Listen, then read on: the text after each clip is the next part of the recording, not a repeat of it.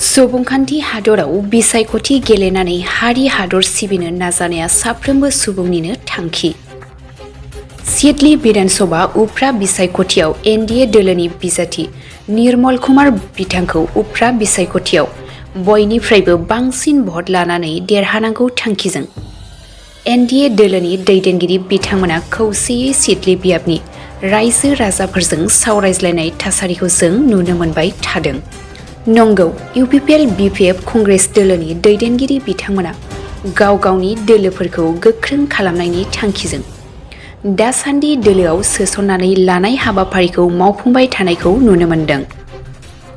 थिग बेबादिनो दिनैबो 14 नं चिरांदुवार बियाबनि गुबुन गुबुन गामिफोराव जयनिं जानाय बादि फिन आरोबाव बिटिआरनि गाहाय खुंगिरि प्रमद बर'आ इएम रनजित बसुमतारी लेङाइ गाहाय खुंगिरि गबिन्द चन्द्र बसुमतारी इएम दावबायसा बर' बिथांनि नुजाथिनायजों राइन' स्पर्टिं क्लाब एन्ड लाइब्रेरिनि गेवलां गेलेग्रा फोथाराव बुथ कमिटिनि सावराय जथुम हाबाफारियाव बीपीएफ आरो गुबुन गुबुन दोलोनि सोद्रोमा बिथांमोना खनसेयैनो सा 125 यूपीपीएल दोलोआव जयन जायो।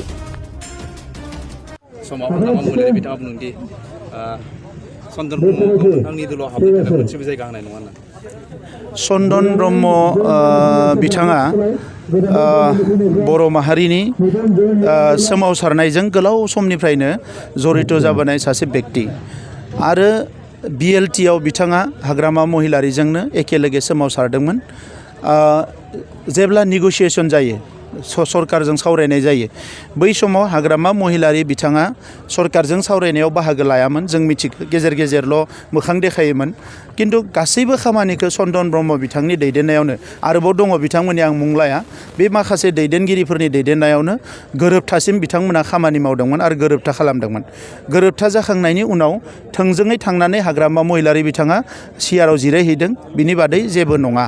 दा बिनि उनावबो सरकार सामलायनाय समाव मन्त्रि जानानै एमएलए जानानै आरो आगोआव डिपुटि चिफ जानानै गोबां खामानियाव हाग्रामा महिलारि बिथांखौ लेफ्ट राइट अरायसम चन्दन ब्रह्म बिथाङा आरोबाव सासे सानै दैदेनगिरि दङ जोबोद माने गोख्रों खामानि मावग्रा बिथांमोनानो हाग्रामा महिलारिखौ दिनै हाग्रामा महिलारि बानायदों।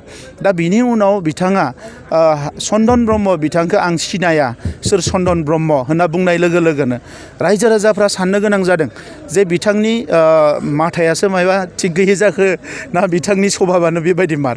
दा सासे लोगो जांख्रिथायनि लोगो थैस' थांस'नि लोगो सेक्रिफाइस खालामग्रा लोगो बेखौ जुदि बिथाङा फैनानै सिनाया होनोबा बाखि 35 लाख मानसिफोर बड'लेण्डनि बाखि लाख लाख बर' मानसिफोर बेखौ बोरै सिनायगोन।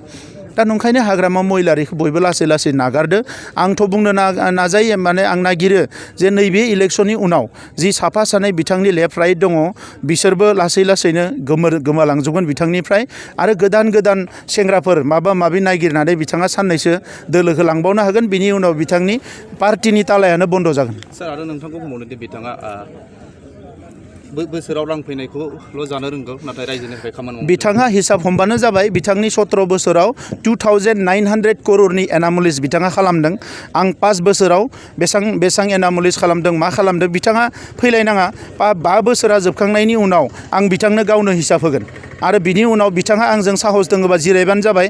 आं दिनैबो जिरायगोन, दाबो जिरायगोन, 1 सेकेन्ड उनावबो आं जिरायनो रेडि। जुदि हाग्रामा महिलारिया बिथांनि 17 बोसोरनि हिसाब निकासखौ लाना जिरायोबा आंबो जिरायनो थाखाय रेडि। नाथाय हाग्रामा महिलारिया बेबायदि हिसाब निकास लानो हाग्रा मानसि नङा। चन्दन ब्रह्मखौनो सिनायाबा आरो मा सिनायबावनो बिलाय।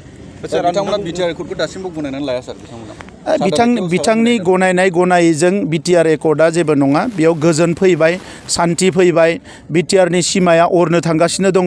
गोबां खामानि जादों बेखौ रायजो राजाया नुदों, गोबां इन्स्टिटिउसन जागोन बेखौ रायजो राजाफ्रा नुदों। पुलिस मिलिटारिनि गोबां मोनसे समाव इमान अत्याचारमोन, दिनै बियो गैला। बिनि बिदा फंबायफ्रा न'आव फैनो हाजोब्बाय, बेखौ रायजो राजाफ्रा नुदों। दा बिनि उनाव आरो हाग्रामा महिलारिनि सार्टिफिकेट लानांगौथ' दरकार गैया। हाग्रामा महिलारि बिथाङा मा मानसि बेखौ बयबो मिथिगौ। दिनै बिथांनि सरकार फैनायनि उनाव जौ जुवा बेसां हिंसायारि थासारिफ्रा जालांबाय। बर' समाज जौगानायनि थाखाय बबे मोनसे खामानिखौ बिथाङा मावखो? जोंनियाव फैनानै जोङो हाजार हिसाब होगोन दायो।